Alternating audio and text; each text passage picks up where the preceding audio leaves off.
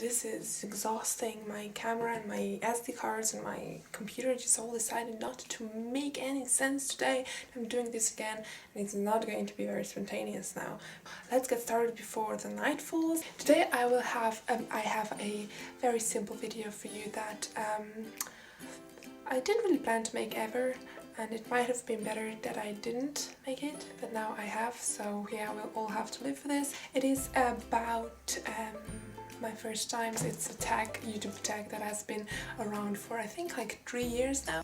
You know, better late than never. Although in this case it might have been better if it was never. I will not be going into detail and explaining the rules to you because I don't think you're stupid. You either already know how this works or you will learn just as we start this video. Okay, let's go. And I found a application that finds your first tweet, and it is from 19th of April 2009, and it says "gonna go study!"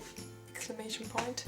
Yeah, I guess I was just eager to tell the world that I was gonna go do my school work. I have a Twitter account in case you want to follow me. I put all my horrible, unnecessary, twisted, just plain stupid thoughts on there because I don't want to keep them inside. I want to share them with the world, but at the same time I don't feel like Facebook or YouTube or like more serious platforms are a place to put them.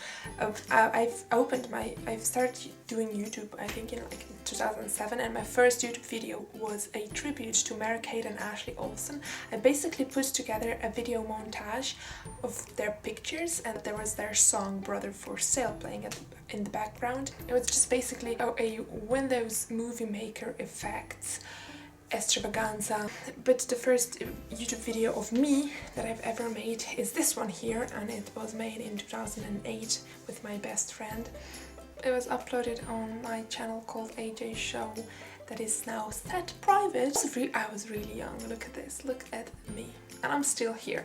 I have no idea why I still haven't given up. I'm not sure about this one, but I would guess it was either Michael Buckley or Nigga Higga. It could have also been a Miley and Mandy show, but I do not have any actual proof about this. First Facebook profile picture was this one, and this is a selfie from 2009 talking about progressive. It includes everything you ever wished for: a dog, a kissy face or a duck face, whatever, and myself. I would consider my first love to be my parents, so yes, but in terms of romantic love, no, because I never really experienced a first love yet. I'm still waiting for that moment. I remember my mom used to bring Bacardi Breezers home, and as a child, I suppose from like I was around 10, 11, 12, I don't know, we used to drink that, and I really liked it. I didn't even feel any alcohol in that, which makes sense. Oh no, my god, when I was very tiny, I suppose like maybe like 3, 4, 5, something like that, I drank schnapps, I don't know, just like this strong liquor from my grandfather because I thought it was water. I was really thirsty, and I drank it all at once, and it was quite bad. I will like change this question into what was your first paying job. I did quite a lot of things that could now be considered jobs, from like web design, graphic design, journalism. I did a lot of that as a teenager, but my first paying job was this job that I still have. It was a position at Cosmopolitan magazine. Yeah, you know, some people like to start at the top. It's not like the only job that I've had, because now it sounds like it is, but it's not, because I did a lot of work in between while having this job, and those were paying as well. But I've never really had a normal job, like a teenage job or like anything like that. No. I shoot for the stars. I never really owned a car, but I did have a car just for myself. It was just like mine for a month. It was Skoda Citigo. It was green, but you couldn't really consider it. It was just gifted to me for 1 month. So other than that, the first car that I've enjoyed driving, and I still do, is my mom's Renault Megane. My friend Janelle that you saw in the video before, I texted her yesterday that our friend has a boyfriend and she might get married. She replied with something about period of life when people of our age are going to start getting married and having kids is about to start, and it was just like, you know, a wake up thing. You know, you wake up into a new day and you just, you know, realize from the start that you are far from having any of that sort of life, and you just like say, yeah, let's start a day knowing that I will probably never get married or and have kids. I will say it was Patricia, my friend, because today we went out of town to do an interview with a horse whisperer, and I thought of her because she was supposed to call me before she picks me up. I will not tell you her name because, you know, there's a lot of online security questions that ask you about the name of your first grade teacher, and I really don't want you to go hacking into my emails and so, but she was another of my best friends, so yeah, you know, I've always wanted to be a VIP person with a lot of privileges. She did film us a lot and then gave us a tape of us going to school, which I really respect because now I'm that crazy person with a camera, so maybe she inspired me as well a little bit, tiny little bit. I went to London with my family and I think I was around 12. I think my first best friend, as far as I remember, was Natasha. She was my friend from kindergarten. And no, we do not still talk because we basically lost contact when we went to school. The moral of the story, some friendships are never meant to last. I probably like turned around in bed. But, you know, it depends. If the morning is considered to be just after midnight, then I probably just went to bed. But if it's considered after you wake up, and I think it was like very millennial of me, and I just took my phone into my hands and checked it, and probably like turned off my alarm clocks and set it for 10 minutes later. So yeah, today I really had some trouble getting up, so yeah, it was something to do with my phone. If I'm not mistaken, I might be. It was a concert that brought together a lot of very popular bands at that time in Slovenia. It was called Pop Stars Tour. It's like just a lot of pop music and 90s clothes, and I was like, really not 90s, it was at the beginning of 2000, like 2001 probably. I'm so glad, but I've never broken a single bone yet. Hopefully I never do.